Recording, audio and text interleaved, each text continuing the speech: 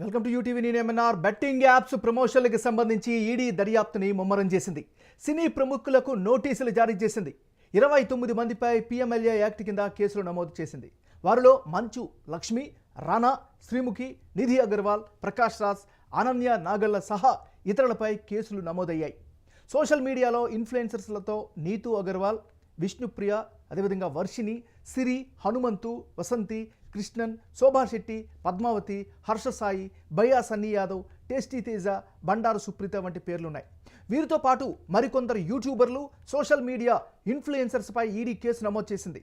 గతంలో betting apps promotion చేసిన వారిపై హైదరాబాద్, సైబరాబాద్లో నమోదైన కేసుల వివరాల మీద విచారణను బలంగా ప్రారంభించింది ఈడీ.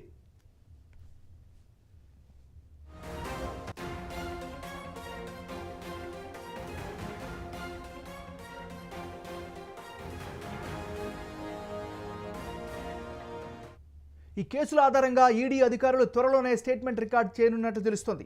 దీంతో బెట్టింగ్ యాప్స్ ప్రమోషన్ చేసిన సినీ ప్రముఖుల్లో మరోసారి టెన్షన్ వాతావరణం కనిపిస్తోంది. ఇక తెలుగు రాష్ట్రాల్లో వందలాది మంది యువతను బెట్టింగ్ యాప్స్ పట్టి పీడిస్తున్నాయి. పోలీసులు ఎన్ని చర్యలు తీసుకుంటున్నప్పటికీ రోజులో ఒక్కరైనా ఈ బెట్టింగ్ యాప్ల వల్ల డబ్బులు పోగొట్టుకుని ఆత్మహత్యలకు పాల్పడుతున్నారు. దీనిని అరికట్టేందుకు కొద్ది రోజుల క్రితం తెలంగాణ ప్రభుత్వం పోలీసులు రంగంలోకి దిగింది. తెలుగు రాష్ట్రాల్లో బెట్టింగ్ యాప్స్ ప్రమోషన్స్ చేసిన సినీ ప్రముఖులతో పాటు ఇన్స్టా ఇన్ఫ్లుయెన్సర్స్పై కేసులు నమోదు చేశారు.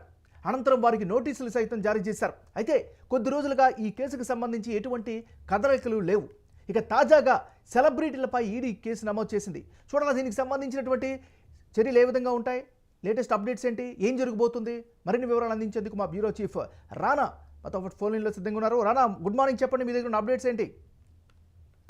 దాదాపు సంవత్సరం తర్వాత ఈ పెద్ద కేసు తెరపైకి మరొకసారి వచ్చింది. పంజాగుట్టలో స్టార్ట్ అయినటువంటి ఈ కేసు ఇప్పుడు ఈడీ వరకు కూడా వెళ్ళింది. ఎందుకంటే అనేక రకాలుగా కూడా వీళ్ళు ఇన్వెస్టిగేషన్ చేశారు. చాలా మందిని ఇప్పటికే పంజాగుట్ట పోలీసులు వారు విచారణకు పిలిచారు. వాళ్ళ దగ్గర స్టేట్మెంట్ కూడా రికార్డ్ చేశారు. రికార్డ్ చేసిన తర్వాత అసలు బెట్టింగ్ యాప్ కు సంబంధించిన మూలాలు ఎవరితో సహకరించారు అన్న దానిపై వీళ్ళంతా ఇప్పుడు తెరపైకి వచ్చినటువంటి పేర్లు కానీ వీళ్ళంతా కూడా కేవలం దాంట్లో నటించినటువంటి వారే. కాకపోతే వీరికి పేమెంట్ చేసినటువంటి విధానం చాలా మందికి లిక్విడ్ క్యాష్ రూపంలో పేమెంట్ చేసినట్టుగా తెలుస్తుంది. దాంతోపాటు విదేశీ కంపెనీల నుంచి కూడా వీళ్ళ అకౌంట్ లోకి ట్రాన్స్ఫర్ అయినట్టుగా సమాచారం అవుతుంది. సో అవన్నీ కూడా వాళ్ళు చూశారు. దానితో పాటు వీరు పెట్టుబడులు వీరు నటించడం ద్వారా దాంతోపాటు వీళ్ళ వల్ల కూడా ఇన్ఫ్లుయెన్స్ అయినటువంటి వారు చాలా మంది ఆత్మహత్యలు పాల్పడినటువంటి పరిస్థితులు కూడా చూసాం. అప్పుడు ఈ బెట్టింగ్ యాప్స్ మీద ఒక పెద్ద ఉద్యమమే జరిగింది సోషల్ మీడియా వేదికగా. ఏకంగా చాలా మంది దీనిపైన పెదవి విరిచారు. దీనిపైన గట్టిగానే గలం అనేది వినిపించారు. ఏకంగా గతంలో ఉన్నటువంటి ఇప్పుడు హైదరాబాద్ సైబరాబాద్ సిపి అయినటువంటి సజ్జనార్ గాని ఇప్పుడు ప్రస్తుతం ఆయన ఆర్టీసీ ఎండీగా పనిచేస్తున్నారు తెలంగాణలో. సో ఆయన మొదటి నుంచి కూడా దీనిపైన ప్రత్యేకమైనటువంటి దృష్టి పెట్టారు. ఎందుకంటే తెలంగాణ రాష్ట్ర వ్యాప్తంగా చాలా మంది చనిపోయారు కాబట్టి అమాయకులు, కొంతమంది లక్షలు పోగొట్టుకున్నారు. ఇవన్నీ కూడా జరిగాయి కాబట్టి ఇవంతా కూడా అనామకమైనటువంటి బెట్టింగ్ యాప్స్. ఇండియాలో వీటికి ఎటువంటి పర్మిషన్స్ లేవు. ఇవంతా కూడా ఇల్లీగల్ గా యాక్టివిటీస్ నడుస్తాయి. సో ఇప్పుడు ఒక రోజు పెట్టి ఒక యాప్ ద్వారా ప్రమోషన్ చేస్తే కొన్ని వందల మంది దానికి బలవుతారు. చాలా మంది పెద్ద ఎత్తున డబ్బులు పెట్టుబడి పెడతారు. కానీ మరుసటి రోజు కొంచెం కొందరికి ఆ బెట్టింగ్ యాప్ అనేది కనపడదు. దానికి సంబంధించిన వివరాలు కూడా తెలియదు. దాని ఓనర్ ఎవరో తెలియదు. అది ఎక్కడి నుంచి స్టార్ట్ అవుతుందో కూడా ఎవరికి సమాచారం ఉండదు. సో ఇట్లాంటి ఫ్రాడ్ అనేది చాలా వరకు జరుగుతుంది. ముఖ్యంగా ఇది కొన్ని ప్లేసెస్ లో వీరి యొక్క బెట్టింగ్ యాప్స్ ని రెడీ చేసి కొంతమంది ఇన్ఫ్లుయెన్సర్స్ ని వీళ్ళందరినీ కూడా వాళ్ళు ఉచ్చులోకి లాగి వాళ్ళకి భారీ ఎత్తున అమౌంట్లు అనేది ఆఫర్ చేసినట్టుగా తెలుస్తుంది. ఆ కోవలనే దాదాపు 29 మంది దాకా కూడా ఇప్పుడు ఇన్ఫ్లుయెన్సర్లు ఇటు నటీనటులు మొత్తం దేశవ్యాప్తంగా ఉన్నటువంటి వారు.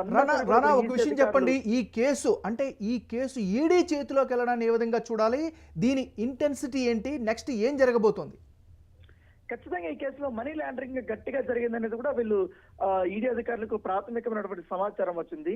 ఇప్పటికే పంజాగుట్ట పోలీసులు కూడా ఇన్వెస్టిగేషన్ చేశారు కాబట్టి వారి నుంచి పూర్తి వివరాలు అనేది ఇప్పటికే తీసుకున్నారు. సో వివరాలు తీసుకున్న తర్వాత దాన్ని బేస్ చేసుకుని వీళ్ళు కూడా మొత్తం ఎవిడెన్స్లు మళ్ళీ తర్వాత ఇతర అందరినీ ఎంక్వైరీ చేసిన తర్వాత ఇప్పుడు తాజాగా వీళ్ళకందరికీ కూడా నోటీసులు ఇవ్వడం జరిగింది. సో మనం చూసే ఇన్ఫ్లుయెన్సర్ తెలుగుకు సంబంధించిన వారే ఎక్కువగా ఉన్నారు. దాంతోపాటు యూట్యూబర్సే ఎక్కువగా ఉన్నారు. సో వాళ్ళందరినీ ఇప్పుడు ఈడీ అధికారులు విచారణకి పిలుస్తుంది. సో వారి స్టేట్మెంట్ కూడా రికార్డు చేయబోతుంది. ముఖ్యంగా హీరో రానాకు కానీ ప్రకాష్ రాజ్కి కానీ కొంతమంది హీరోయిన్లకు కానీ భారీ ఎత్తున వారు అమౌంట్లు ఇచ్చినట్టుగా తెలుస్తుంది.